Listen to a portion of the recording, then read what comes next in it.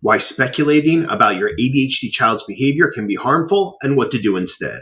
Hey there, parents. If you're watching this, chances are you love a child with ADHD and you're doing your absolute best to understand them. Parenting is tough, and parenting a child with ADHD, that comes with its own unique set of challenges. But today, I want to talk about something that many parents and even therapists do, often without realizing it: creating speculative narratives about a child's behavior. Now, what do I mean by that? Speculative narratives are stories we develop to explain why our child is acting a certain way.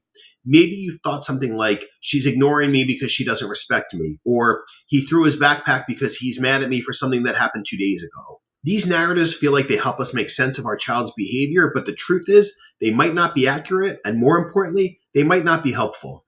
Humans are wired to find patterns and explanations. It's how our brains work. Psychologists call this narrative coherence. We want things to make sense even if we don't have all the facts.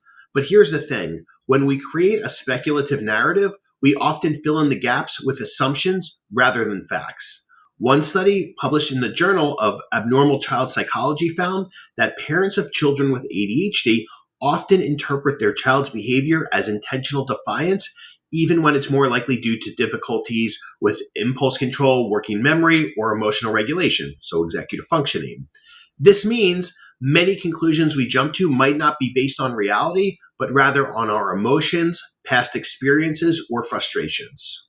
And let's be honest, parenting content on social media can make this even trickier.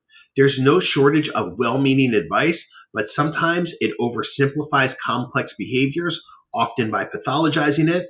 You might hear messages like, if your child is acting out, it's because they're connection seeking. Now, the connection is vital, no doubt about that. But when we assume that every challenging behavior is rooted in a lack of connection, we can miss the accurate picture, especially with kids who have ADHD. Their behavior often stems from neurodevelopmental differences like emotional regulation, which is an executive function challenge. Suppose we focus solely on fixing the connection. In that case, we might overlook the practical support they truly need, like structure, clear routines, an authoritative parenting approach, and parent training, which is the evidence-based treatment for children with ADHD that is recommended by the American Academy of Pediatrics. So what's the harm? When we assume negative intent, oversimplify behaviors, or pathologize executive function challenges, it can lead to frustration, resentment, and even discipline strategies that don't address the real issue.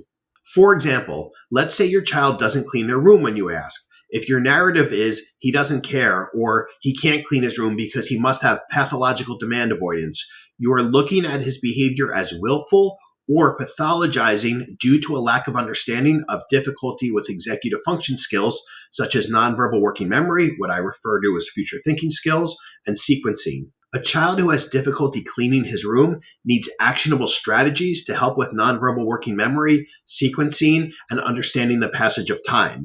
So when we focus on building skills rather than creating speculative narratives, we help to build competencies, not just speculate reason or behavior.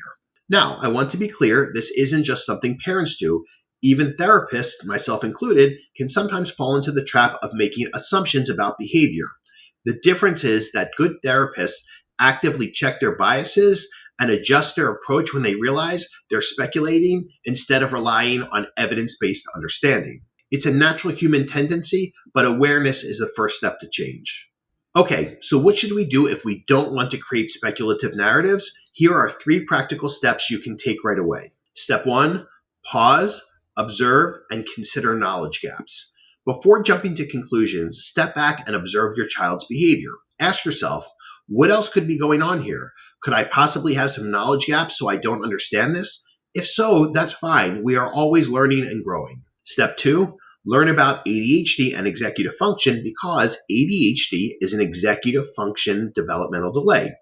Understanding how ADHD affects the brain can help you replace assumptions with knowledge.